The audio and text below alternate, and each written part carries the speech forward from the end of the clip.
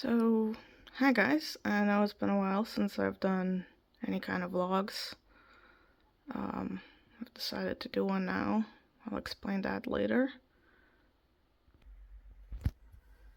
So, yeah, as you can see, I've added some more stuff to my manga collection. I've also gotten into collecting Funko Pops, but that's not really what I want to talk about. First off, I want to address something that people are probably going to notice, which is the absence of my dog, Ari. I'm probably gonna put in some videos of Ari while I'm talking about this. But yeah, basically, Ari passed away.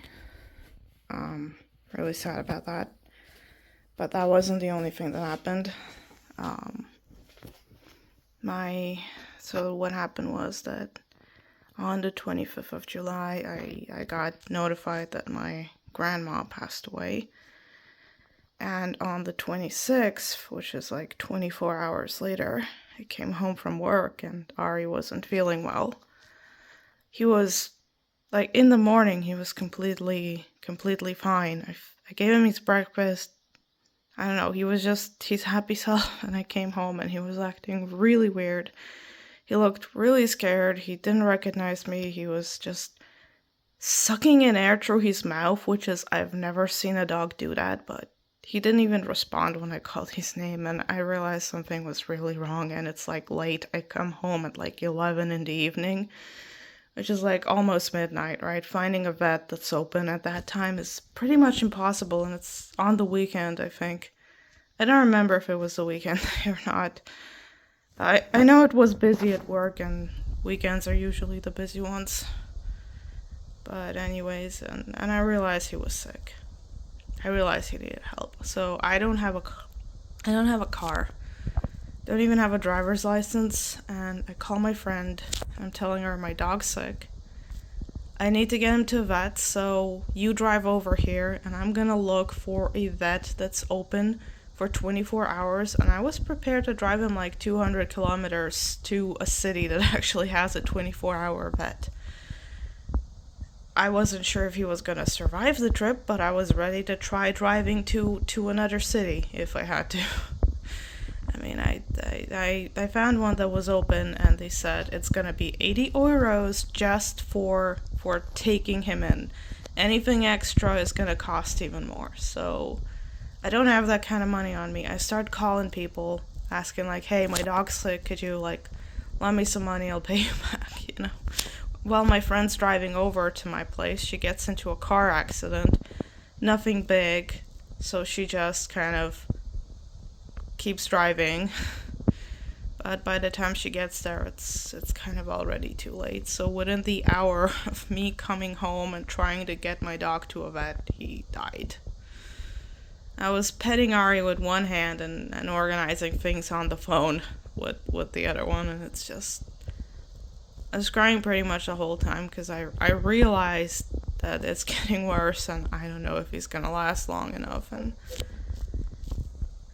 from what I understand, it was some form of heart failure, whether he had a heart attack or something, because he was trying to get up and walk, but he was walking sideways and falling over, and there was like red stuff coming out of his nose, like not blood, but it was pink.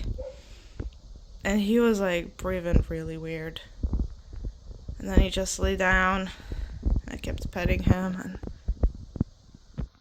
and then I noticed he wasn't breathing anymore.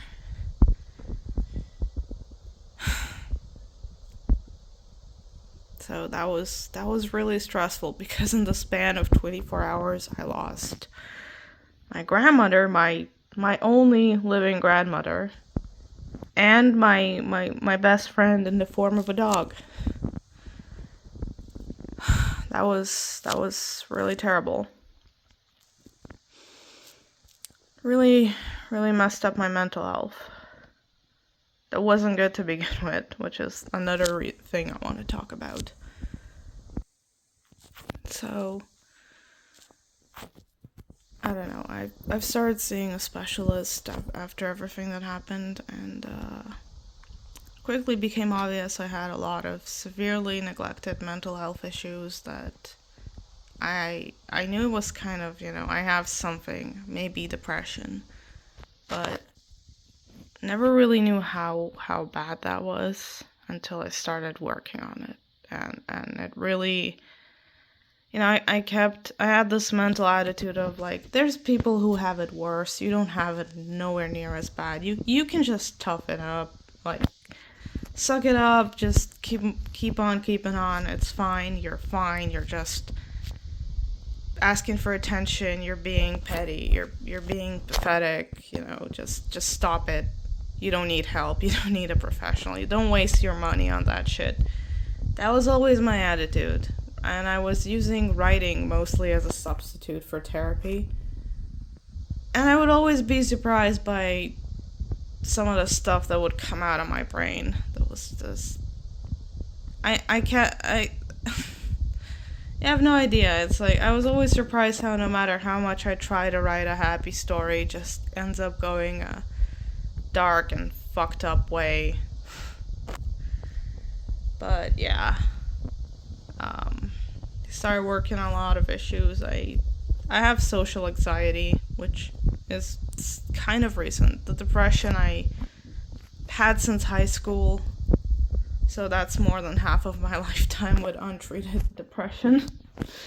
And a couple years ago I started having panic attacks and kind of started seeing a bunch of doctors thinking it was a thyroid problem. It turned out my thyroid's fine, that it was a mental health thing, that I guess it was just a problem that was not being addressed, that just kept getting worse. So I have anxiety, and I need to take medication sometimes whenever I start feeling overwhelmed, and I start basically even hallucinating, like I'm getting paranoid, like I'm being stalked. I can't handle people walking up to me and just randomly starting to talk to me on the street. Whenever I work at a pretty big shop, a lot of people come in, and whenever there's like the number of people in the shop increases, I feel like I want to bolt out the door or find like a tiny closet and lock myself inside, which is like, yeah, I can't handle crowds. I really can't handle people. I don't want to be around people. It just, yeah, that combined with depression and some other things that I probably still need to get diagnosed.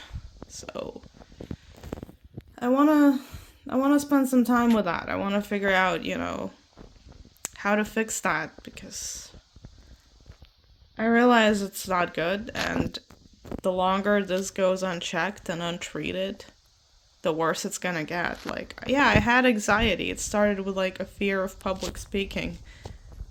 And then it just started getting scared of, I don't know, crowds. I would get scared of like larger crowds, like at a concert. Like, I stopped going to the movies because people. And it just kept getting progressively worse. Like, I started it eventually, over a few years, it developed into panic attacks, which is not great. Having a panic attack is not fun. Like, I almost had one out in public, which is like even scarier. Like, the thought that people, like, I started having a panic attack and I'm scared that people are gonna start coming up to me and asking me what's wrong. It's like, that scares me more than actually having a panic attack. Like, getting attention to myself scares the frick out of me. Which is not great when you're trying to become like a writer and a public figure, which is... I know, like, I can't handle that shit, but I kind of need to learn to handle it, so it's another reason to try to get through this. I mean, it's gonna take years of therapy anyways to fix all of this, or learn to cope with it, because my current coping mechanism is just avoid everything that stresses me out. But the thing is, pretty much everything that exists in some capacity stresses me out. So the only way to avoid stress is really to become a shut-in, and I financially cannot support myself without going to work. So You know, it's when it gets this bad, you know you need help. So do yourselves a favor, please. Get yourselves help sooner before it like escalates to the point where you're on medication and you can't go out in public without freaking out.